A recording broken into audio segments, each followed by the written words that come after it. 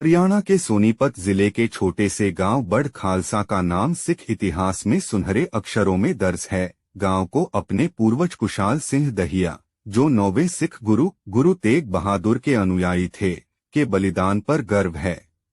बड़ खालसा गांव सोनीपत से 13 मील और दिल्ली से लगभग 50 मील की दूरी पर स्थित है। गांव का कुल भौगोलिक क्षेत्रफल 300 हेक्टेयर है। बड़ खालसा की कुल आबादी 4642 लोगों की है, जिनमें लगभग 1529 घर हैं, जिनमें से ज्यादातर हरियाणवी जाटों के दहिया के हैं।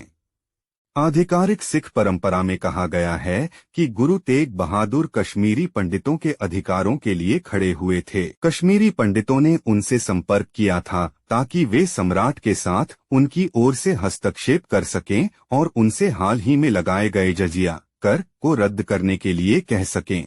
अपने बेटे गोविंद राय, जो बाद में गुरु गोबिंद सिंह बने, द्वारा कश्मीरी पंडितों की सुरक्षा के लिए खड़े होने के लिए राजी करने पर गुरु तेग बहादुर ने दिल्ली की यात्रा की। यहाँ मुगल दरबार में उनका मजाक उड़ाया गया और उन्हें कुछ चमत्कार दिखाकर अपना गुरुत्व साबित करने के लिए कहा गया।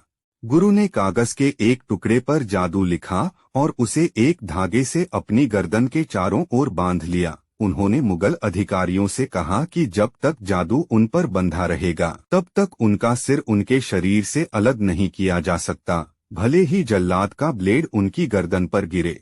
लेकिन जब जल्लाद का ब्लेड गुरु की गर्दन पर लगा तो उनका सिर धड़ से अलग हो गया। बाद में जब मुगल अधिकारियों ने गुरु द्वारा लिखे गए जादुई मंत्र को खोला तो उसमें लिखा था, उन्होंने अपना सिर दिया लेकिन अपना रहस्य नहीं। भाई जैता ने गुरु के कटे हुए सिर को एक कपड़े में लपेटा और पंजाब की पहाड़ियों में अनादपुर साहिब की ओर भाग गए। अपनी लंबी यात्रा के दौरान उन्होंने सोनीपत के राई के गढ़ी गांव में विश्राम किया। मुगल सैनिक उसका पीछा कर रहे थे और जल्द ही उसकी तलाश में गांव पहुंच गए।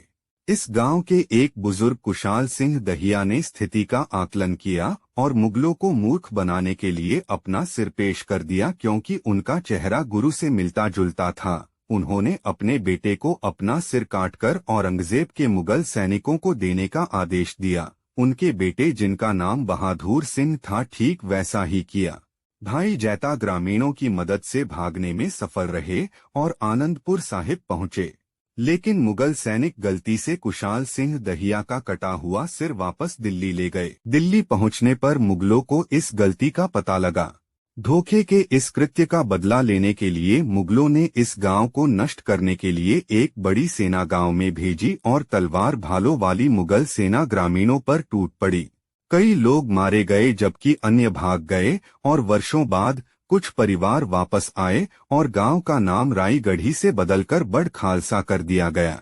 बड़ खालसा निवासी पोपिंदर दहिया और प्रधान गुलेंदर दहिया ने बताया कि भाई कुशाल सिंह दहिया के निस्वार्थ बलिदान के बाद गढ़ी का नाम गढ़ी कुशाली रखा गया और फिर इसका नाम बदलकर बड़ खालसा रखा गया।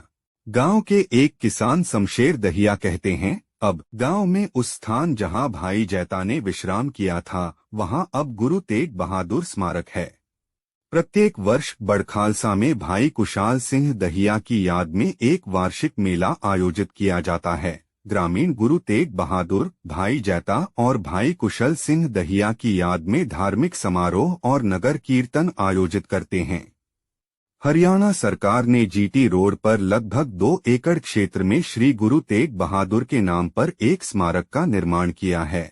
हरियाणा के मुख्यमंत्री मनोहर लाल ने नवंबर 2017 को कुशाल सिंह दहिया की प्रतिमा का अनावरण किया, जिन्होंने यह सुनिश्चित करने के लिए अपने जीवन का बलिदान दिया कि गुरु तेग बहादुर का सिर आनंदपुर साहिब तक पहुंच सके।